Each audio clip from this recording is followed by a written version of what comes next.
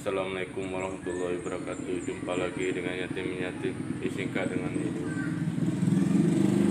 Cuaca terang, cerah sekali cuaca pagi hari ini.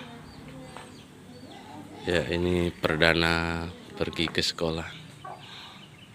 Ini hari Senin, tanggal 27 Maret 2023. Semoga dalam perjalanan sehat. Amin, amin ya rabbal alamin.